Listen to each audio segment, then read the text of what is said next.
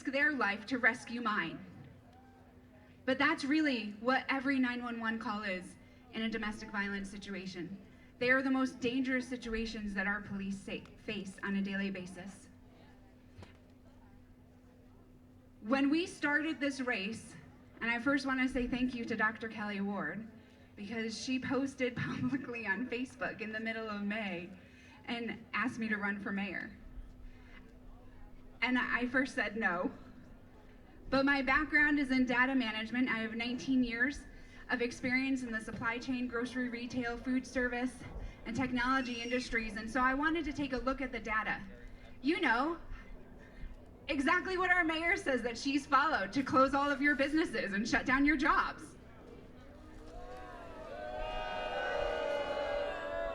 Well, when I took a look at the data, I found that there was a strong path to run. But more so than that, I started talking to neighbors. I started to talk to those in our community and speak with them and hear their heart and hear the struggles that they're facing. I met a couple that lived in a beautiful neighborhood in Ahwatukee, and we missed their door. They weren't home when we had knocked on it to ask for their signature. But when I was walking past the other side of the street, they came home and I went over to them and had a short conversation with them. They had been out foraging to find things that they could repair and sell on eBay so that they could be able to keep their house. They had both lost their jobs. Our mayor called their jobs non-essential. She had a severe medical condition and she lost her health insurance. And they were desperate and they were struggling. And it was in that moment where I could see in their eyes how this race meant hope for them. And that was when everything became so real. This wasn't about an election. This was about making sure that every business, every job, and every person in Phoenix and Arizona is essential.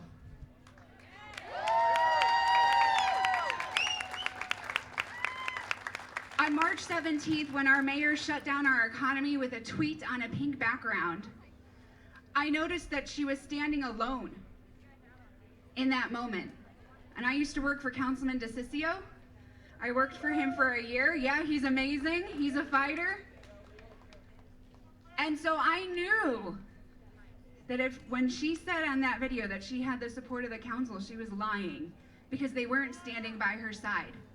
And so I quickly reached out to some of them and said, what's going on? Because coming from the food service industry, I knew that that meant half of our food supply was just shut down.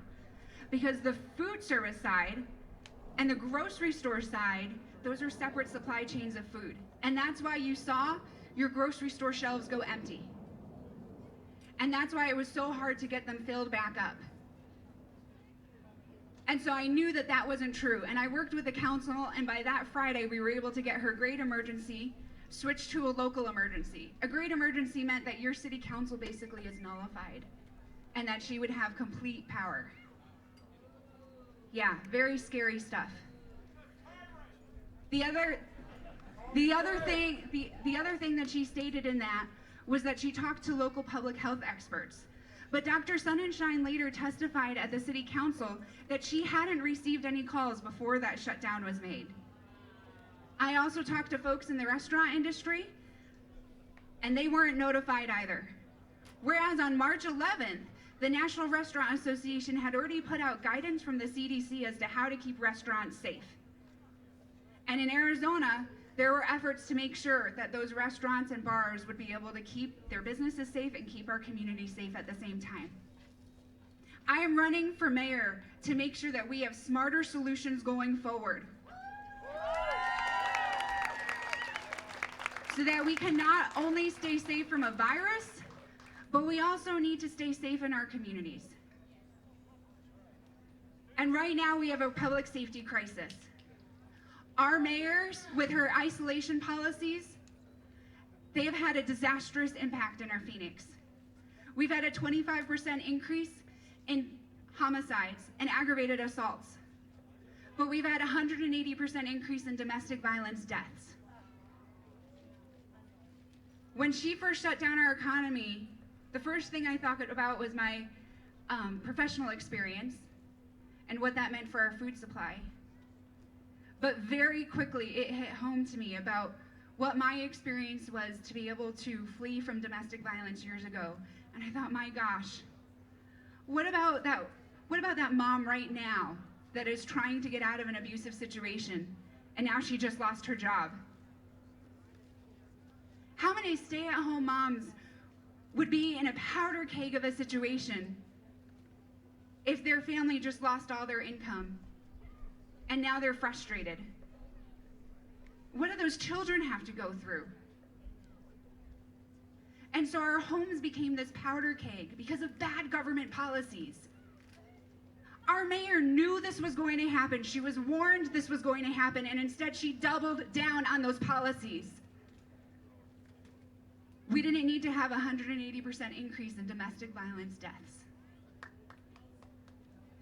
When the riots came to Phoenix, that was another time that she stood by and didn't back up our law enforcement. She said, she first stayed silent. We knew riots were coming. They were all around the nation. At that point, she could have unified our community. We could have brought our leaders of faith, our leaders in South Phoenix and the West Side, our neighborhood watch groups that have worked so hard to keep our community safe, and said, we do not tolerate police brutality here. We love our police, and we will have safe neighborhoods.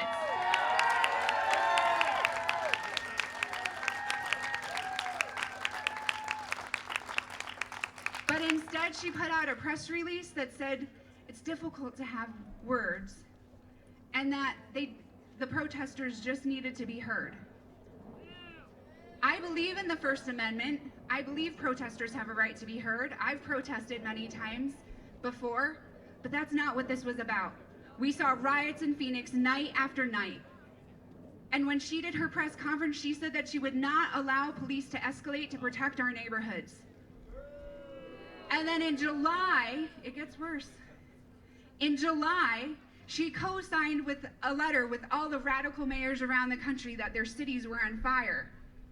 And she said that it was immoral for our president to go in and protect those businesses that were being burnt to the ground.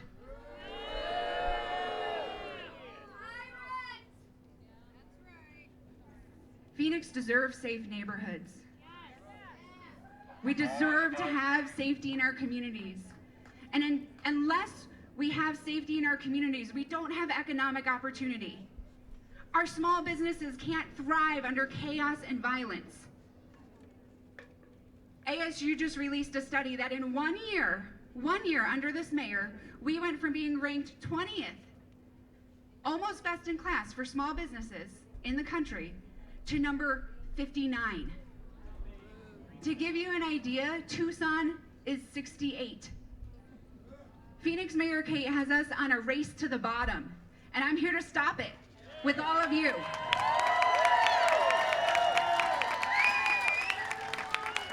I chair the Arizona Legislature Subcommittee on Policing, and I worked with the Tucson, Goodyear, and Tempe police departments on a program called Police Deflection. That when someone has committed a nonviolent victimless crime related to homelessness, substance abuse, or mental health, based on the officer's discretion, they can team up with community organizations like Phoenix Rescue Mission and help that person get the help they need if they're ready. It's an amazing program. Tucson, they've deflected over 1,500 people. That's 1,500 people getting their life back on track, and they don't have to face a lifetime of a criminal record and not be able to get housing or work. It's incredible. When I brought that to the mayor's office and I brought that to Carlos Garcia's office, they rejected it. Instead, they wanted their anti-police committee, which we now know is basically a backdoor way of defunding our police. They're going to pay $3 million of our city tax dollars to 15 anti-police activists for a committee under the guise of transparency, which has failed in every city it's been tried. In every city that it's been tried, it's now on fire, and they have riots.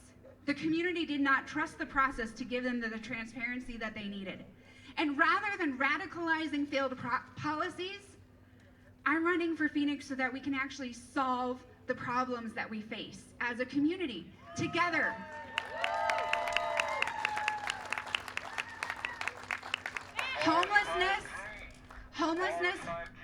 Homelessness has increased by 18% year over year under Kate Gallego.